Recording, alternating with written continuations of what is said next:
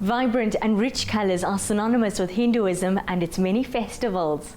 These colors are linked to the chakras as well as the 5 elements and its workings in the human body. Next up, Thigam Nathoo combines all the beautiful colors of spring to serve up a wholesome and delicious green veg curry.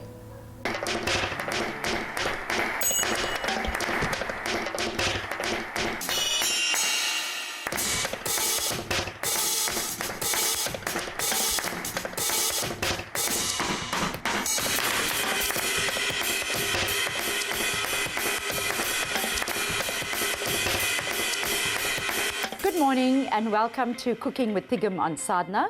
Today we're going to be doing a Thai green curry. We're going to be using vegetable protein, and the first thing we're going to do is to marinate that soy so that we can tenderize it a little bit so that when it cooks, the flavor of the green Thai curry goes into this soy.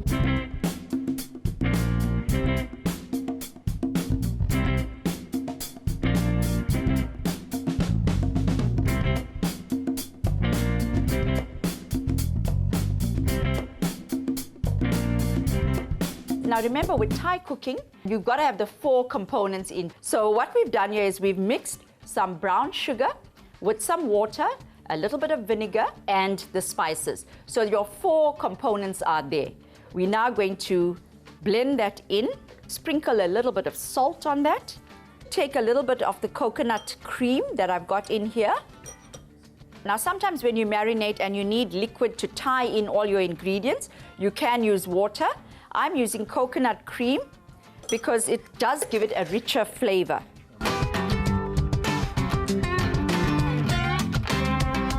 I've got some green curry paste in this mortar and pestle, and what I'm going to do is to take a little bit of this green paste, which has got coriander, chilies, and some galangal. Put that into my bowl, and I'm going to give it a good mix. Right. So now I'm going to leave this to just sit for a while. And while that's sitting, I'm going to put my oil in my pot. My pot is nice and hot now. The first thing that's going to go in is my carrots. Now you'll find that the carrots take the longest to cook. So that is why this is going to go in first into my pot. Always when you work with vegetables, the things that take longest to cook, you put that into your pot first. In a little while, I will be adding some water so that the vegetables cook properly. And while that's happening, I'm going to add my jeera seeds.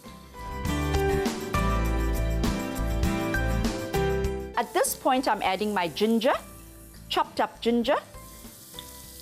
I can now add my peppers and my baby marrow.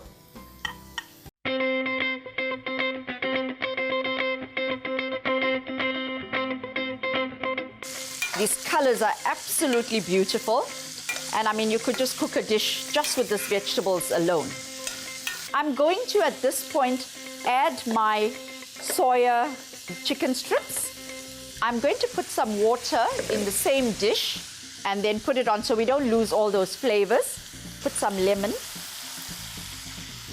juice on that. Give it a good stir. I am going to add the chili that I chopped into the dish so that the heat can now spread through, and I'm going to sprinkle the onions onto the top. Now, earlier on, I used the mortar and pestle to make a green paste, which I now want to add in. Add some of the coconut milk into my pestle. Mix it around a bit. Again, not to lose all that lovely green paste. Right, so I'm going to put that in. And now I'm going to add my coconut cream. All that's left for me to do now is to just leave it to simmer.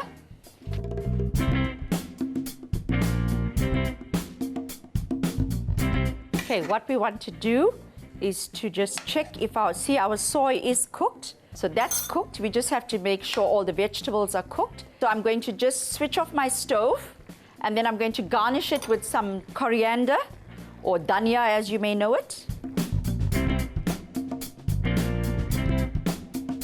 I have made the rice earlier, the jasmine rice.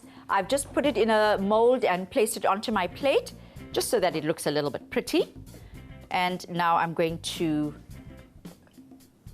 plate up my dish.